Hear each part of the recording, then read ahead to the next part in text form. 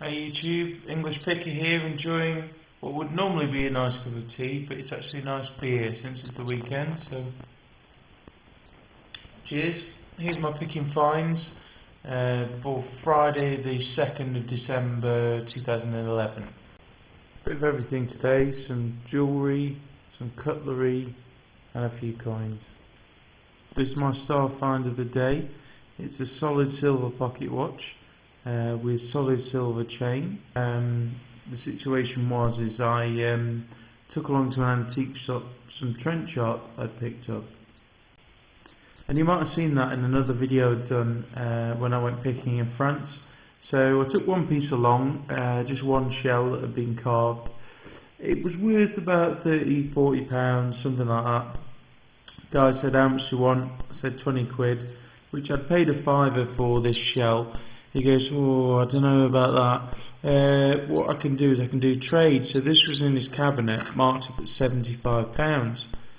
And I said, I asked about a couple of things. I said, "How about the pocket watch?" He goes, "I tell you what, I've had that knocking around for nearly a year now and I haven't been able to sell it. So if you give us a tenner and the shell, you can have the pocket watch." And I shook his hand almost straight away, because I paid a fiver for the shell, and with the extra tenner, that's 15 quid. And there's probably about that in just the chain. So you know, even if the pocket watch doesn't work, there's that in scrap silver alone. So yeah, just went for it straight away. Picked up some more cutlery. Always on the lookout for cutlery. Paid a few pounds for each set, not much at all, but some interesting bits. Now these are living heavy, and they do say on them Roman silver. Now I've got to test them, but if these are silver, I mean these must weigh about an ounce each. They're so heavy. And then these ones, which are a set, say silver on them as well, and it's spelled POTOSI, silver. Now sometimes that can mean that that's just the type of and one of them says Nevada silver as well, just there. So sometimes that can mean that's where the silver came from to plate them. So I'll test them and keep you updated. Also, there's this one here which has what looks very similar to an English hallmark. It's got a crown, it's got some kind of date letter, and then the other two I can't quite make out. So yeah, it could be. I've had ones that look like EPNS before, which have actually turned out to be solid silver, but they've been 800 grade. So we'll get those tested. I finally found them as well, the marbles that I'd lost many years ago. Some nice Victorian marbles. I'll put those with the other marbles I picked up. I'm not sure really what they're worth. If anybody knows the value of these kind of swirl glass marbles, do let me know, because I've got a whole bunch of them knocking about.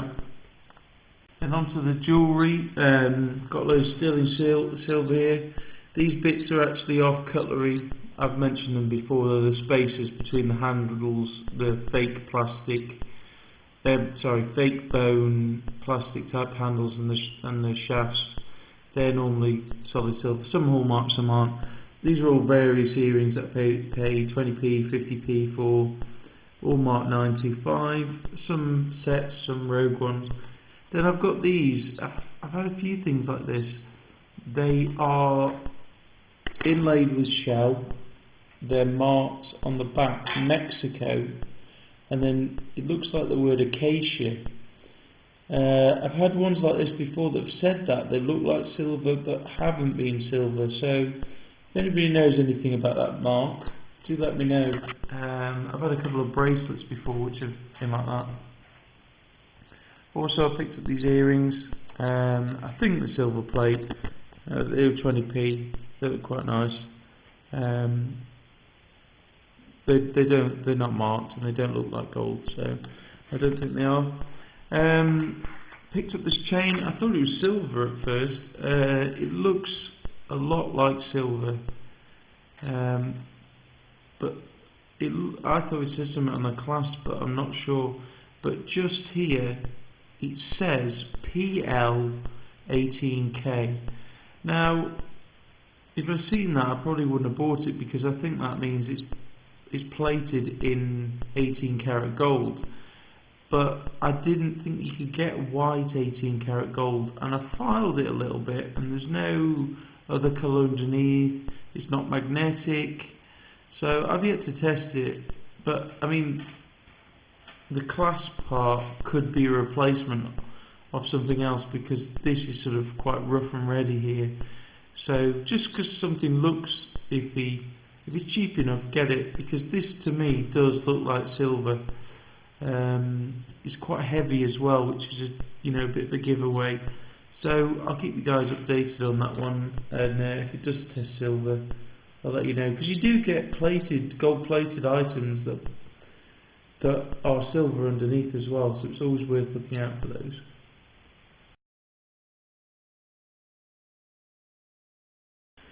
Got all these pearl items here in one lot, one bag from thrift store.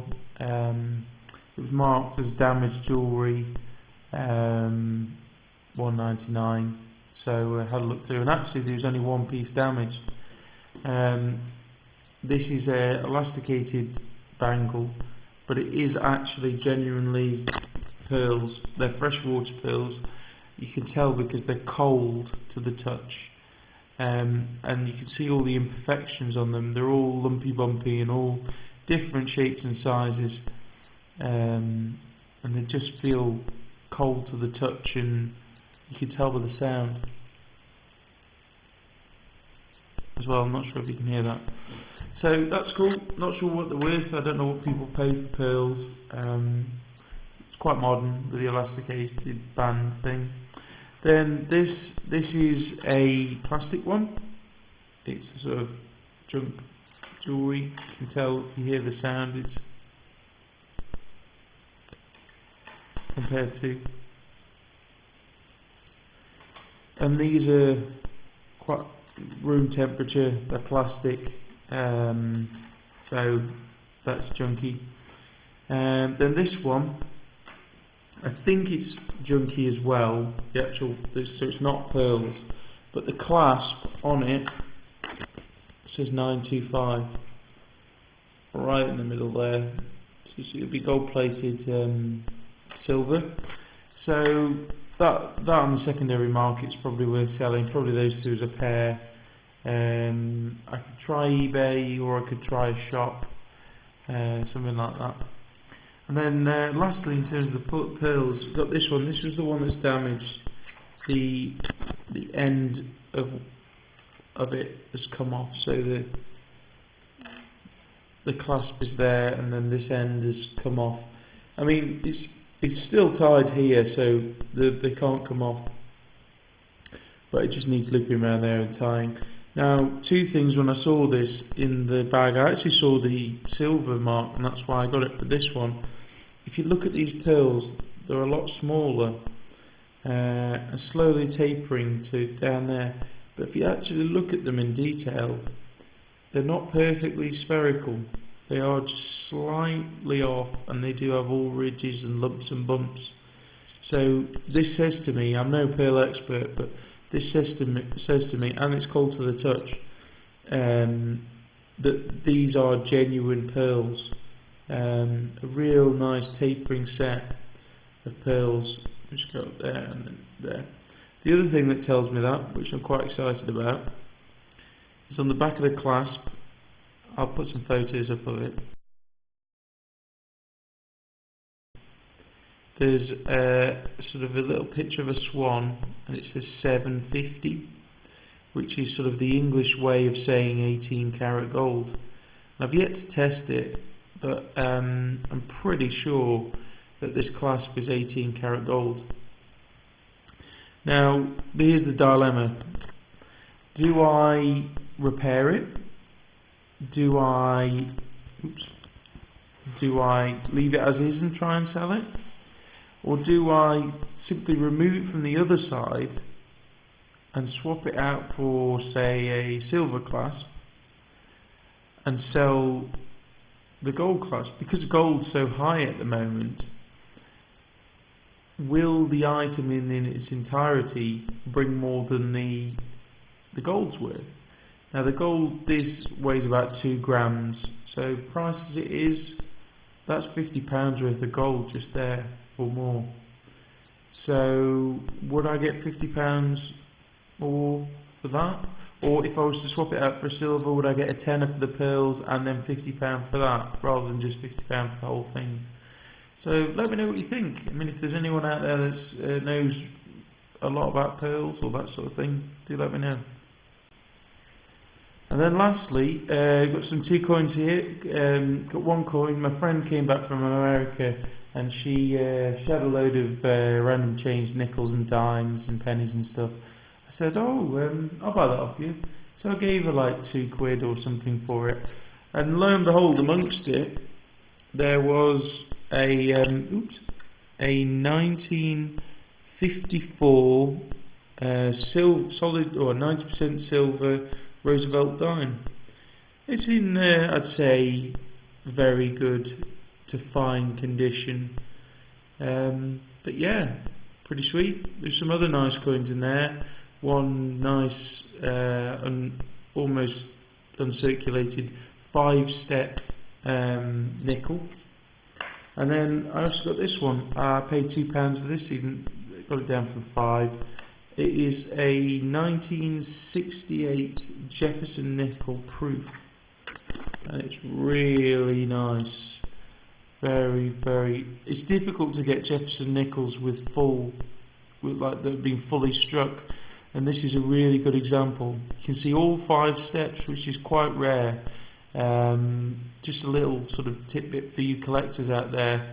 As far as I can see, no one has ever done a full set of Jefferson nickels that have got all 5 steps on the front of the Monticello building.